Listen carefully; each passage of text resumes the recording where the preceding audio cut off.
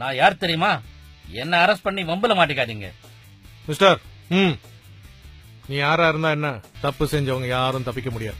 என்ன எதுக்கு அரெஸ்ட் பண்ணீங்க? ஆன்லைன் வர்த்தகம்ன்ற பேர்ல சுமார் 6000 கோடி மோசடி பண்ணிருக்கீங்க. மோசடியா? நான் ஒரு பங்கு வர்த்தகர், எதையும் லீகலா தான் செய்வேன். என்ன அரெஸ்ட் பண்ணி வீணா வம்புல மாட்டிக்காதீங்க. பங்கு வர்த்தகம் சட்டபூர்வமானதுதான், ஆனா அதன் பேர்ல நீங்க பண்றது பெரும் மோசடி.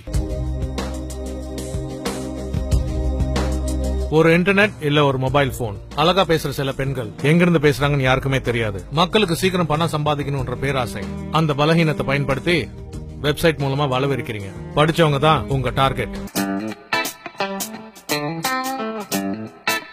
அவ காரு பைக்குன்னு போயிட்டு இருக்கான். முருகா, நான் இன்னும் நடந்தே போயிட்டு இருக்கேனே. ஹலோ,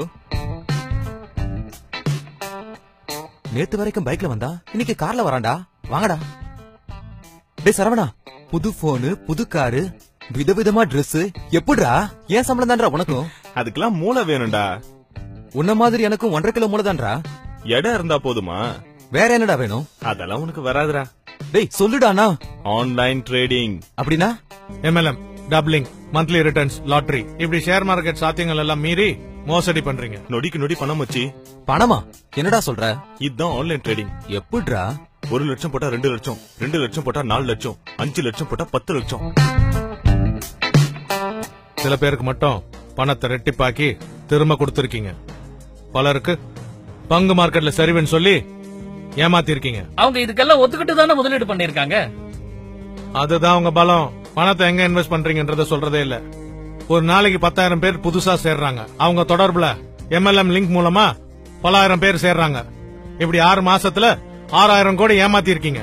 ஒரு சின்ன உதாரணம் சொல்றேன். தினம் 10,000 பேர் 10,000 ரூபாய் கட்டினா மொத்த வசூல் 10 கோடி. அதுல 1000 பேருக்கு 20,000 ரூபாய் திருப்பி கொடுத்தா 2 கோடி போகும்.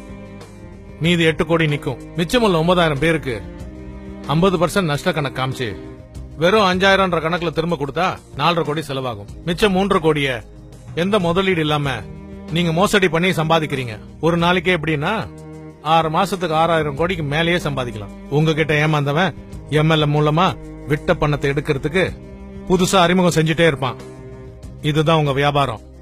இதுக்குன்னு ஒரு வெப்சைட் வச்சிருக்கீங்க. அதுல இருக்கிறது பூரா போய் தகவல். என்னால சாமானியம் எல்லாம் பணக்காரனா இருக்கான், அது தெரியுமா? உன்னால ஒரு அப்பாவி பையன் தற்கொலை பண்ணிருக்கான். சார், நான் ஒண்ணும் பண்ணல.